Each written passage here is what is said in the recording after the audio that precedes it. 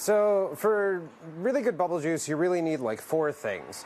You need some form of surfactant. Typically, dish soap is what people will end up using to like reduce the surface tension of water.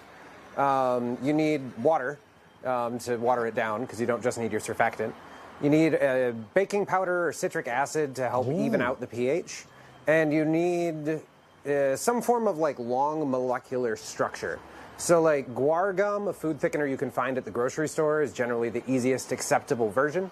And that just gives the bubble a lot of extra strength as it stretches because the long molecular chains sort of interlock and interlace. So cool. I love it how you're making it sound like anyone could do what you're doing. But you are trying to blow a world record bubble. Just how big would that bubble be?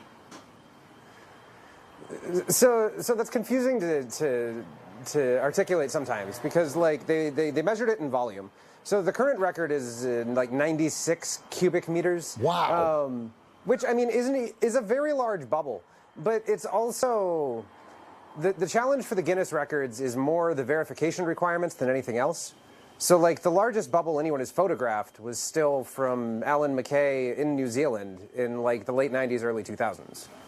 How will you solve this problem of working out exactly how big this bubble is? So that's the really odd part of the verification. So generally they want a few things. They want pictures and or video from multiple angles with timestamps, like multiple angles and elevations, and then you give them things like your height, the height of the poles you're using, I don't know, anything they can use to compare against. And then you have to find... Generally speaking, people have used an astrophysicist to essentially write you a paper that is on the size of the bubble, because these are people who are really good at working out the shape of the thing from those images. So it's a little bit odd of a process, but yeah. Would you make one for us now? Yeah, I mean, so wind's a bit gusty, so I'm going to get a really goofy project out. So this essentially makes clouds of bubbles.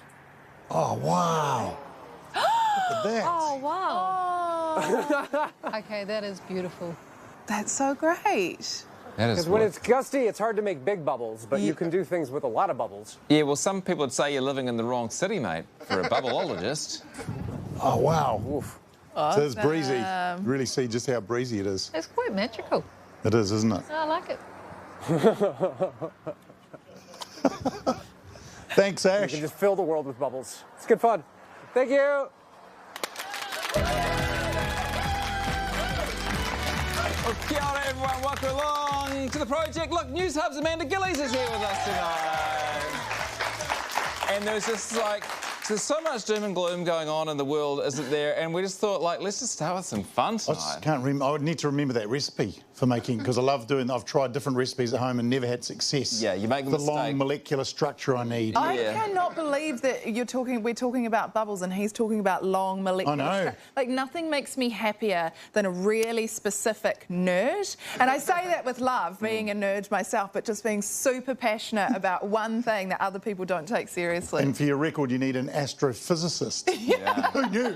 Who knew in the bubble blowing Are world? you a bubble fan? I was not a bubble fan until tonight. Carnor was fizzing about the bubbles earlier, and I was thinking, I mean, I've okay, got a toddler, you know. I know, each to their own. But earlier this year we got married and I opted for fairy lights instead of flowers. Hell, if I could, I would go for bubbles now. They are just beautiful. Yeah. I'm a You fan. need to come hang out with me at some more Wriggle and Rhymes. They usually have I'll be there. I will so be there.